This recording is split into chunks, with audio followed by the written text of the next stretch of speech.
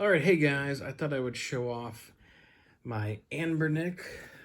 This is the RG35XXSP, transparent red. I just got this thing a couple days ago. I thought I'd do like a first impressions video on it. Yeah, it was like 65 bucks before all the shipping and handling stuff on AliExpress. There's like 100,000 different Anbernics, and the price was just really appealing to me because I sort of was looking at getting a original Game Boy or Game Boy Color with like the upgraded screen and then an EverDrive for it, like a knockoff EverDrive, and all that stuff was going to put me close to like 200 bucks, and anyways, which would have been fine. I was selling off some old junk and wanted some new junk, and that was going to be my treat to myself. When I sell old junk, I get new junk.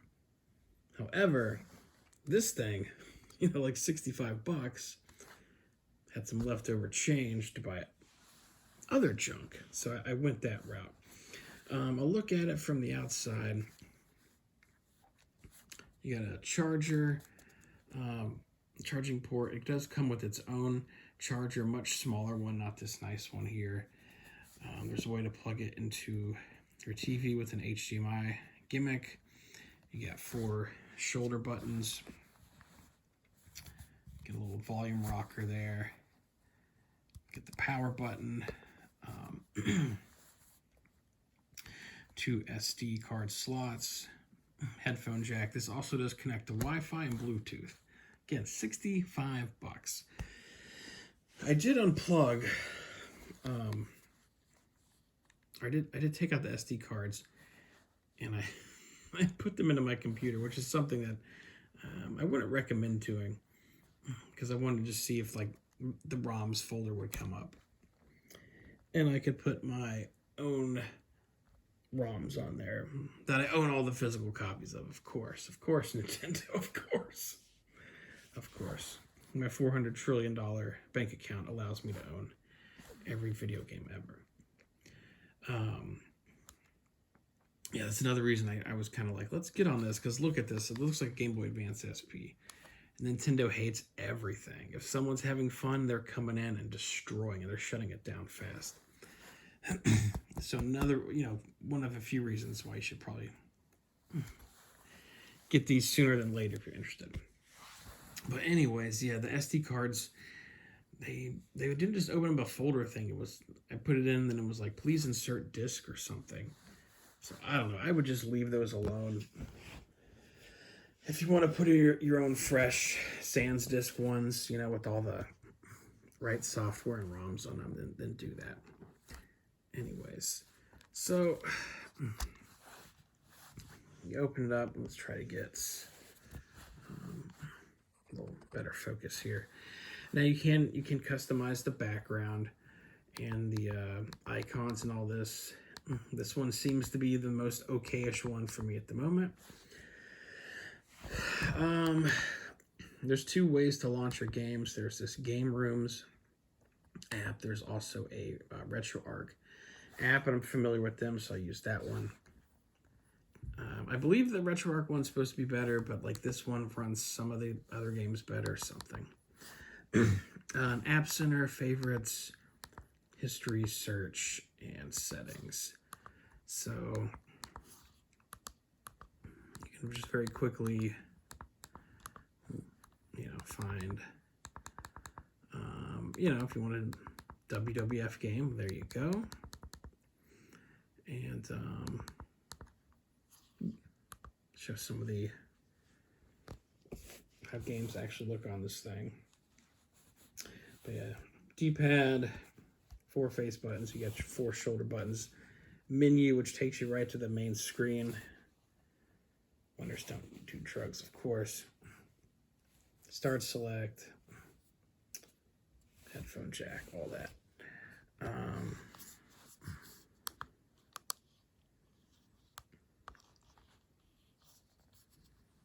Select button will put your quarters in.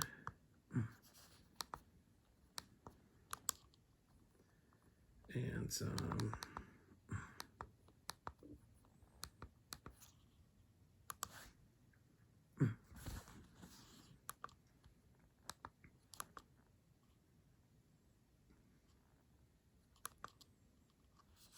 so there you go. And then I customized this to give it this green text. Maybe not the best idea, but I thought it looked cool at the time. So, and it is a little bit slow. So if you're used to like the latest iPhone, you know, jumping around from app to app, and then you get on this thing, it's a little slow. So,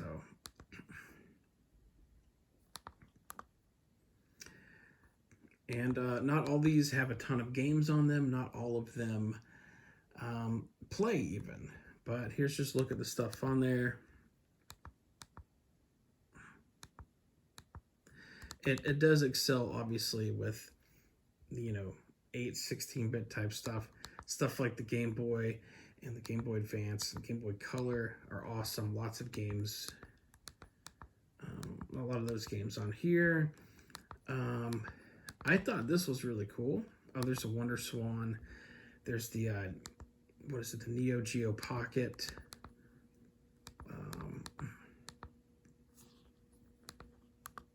Take a look at this here.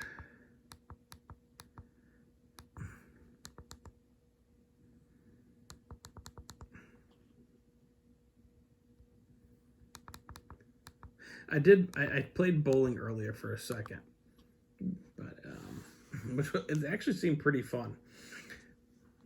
But it takes a while to get from the title screen to the actual bowling on there.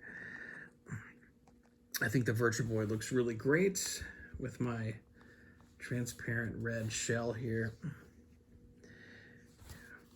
I knew one kid with the Virtual Boy growing up.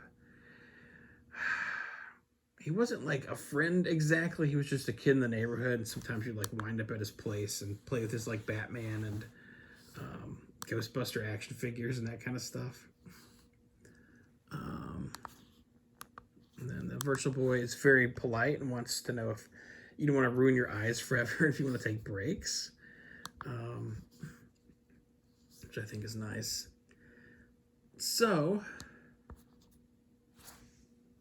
yeah, the Virtual Boy, I think, looks pretty freaking good on here. I don't know if that's really coming in, how well that's coming in on this, but I think it looks fucking fantastic. So that's what the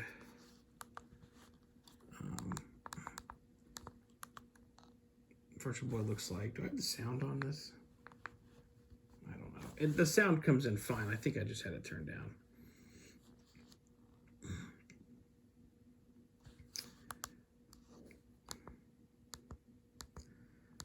Another thing that looks really, really nice on here, the Game Boy Advance.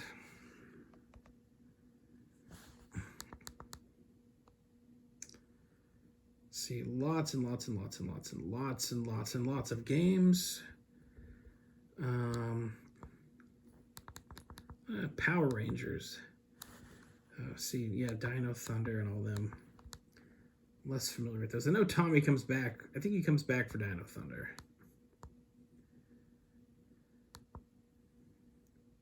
Mike Tyson's boxing's on here? All right, let's just pick one at random. Da da da da da da da da da. European Super League. Oh, okay. Don't know what that is.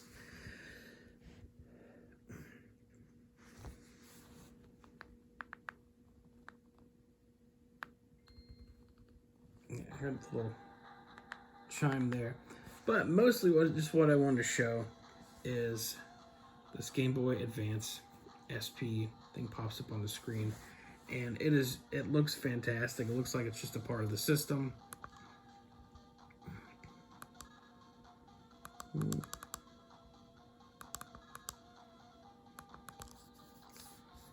all right.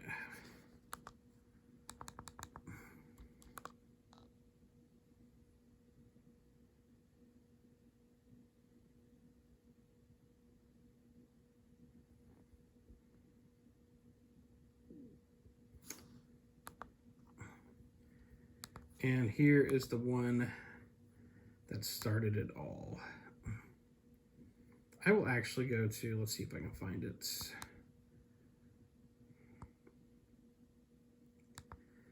Captain America and the Avengers. So I had the Game Boy that was the big fat one, but it was called the Play It Loud series, and I had a green one. I wanted the red one back then, but all they had at Toys R Us was like a green and some other color, I think. Anyways, the game I picked up with it was Captain America and the Avengers. And back then, you know, when was this? Like 93 or 94 maybe, when I got this. Let me tell you, nobody cared about the Avengers at that time. I always played as Iron Man. Or I played as the most, I guess. But now that cartridge, that little tiny piece of plastic, that 20 years ago, no one cared about it. I think you have to press like up. Yeah, you have to press like up on the button to fire your lasers. There you go.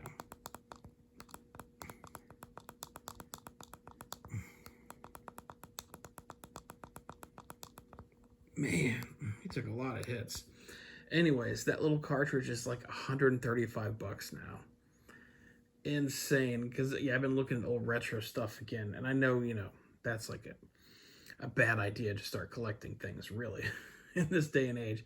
But I was like, let's just see how much my Captain America and the Avengers Game Boy game was for sentimental value. That should be, what, about 10 bucks? Nope. 130 bucks. But there you go. It's got a green screen. It's got the, you know, little battery thing, the dot matrix. And what else can I show on here? I don't want this to be too long. It's kind of like a first impression thing.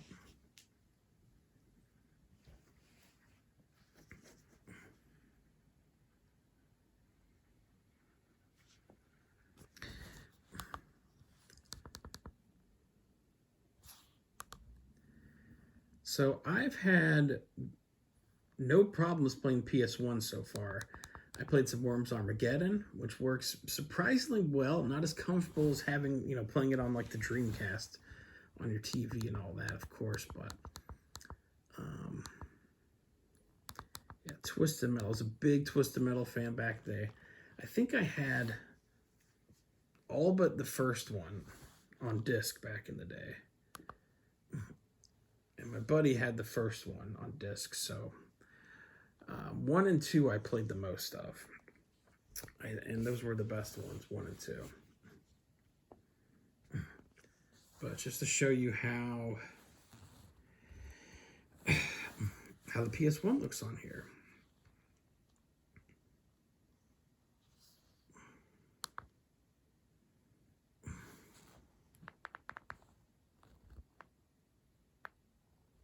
I just don't want the sound to be like crazy blaring. There we go. Now I have to remember, now that we're doing a Sony thing, these buttons are swapped. So, all right, we'll do a tournament.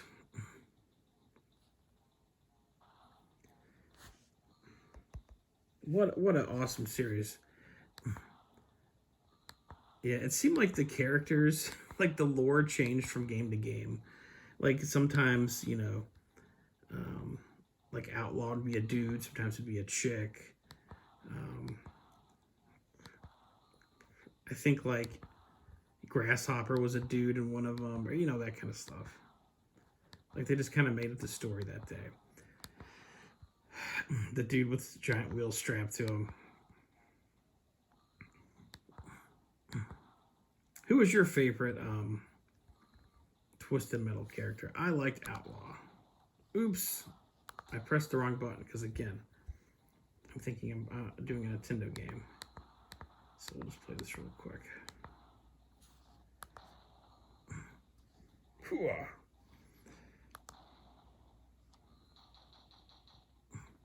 Something else that kind of threw me off is, you know, when like Grand Theft Auto and those games came out, you started using the shoulder buttons to drive and brake. But like this, look, you just drive with like the D-pad, which is crazy to me. Yeah, this is a very shoulder heavy game. Let's see. Oh wait, where's my special? There it is.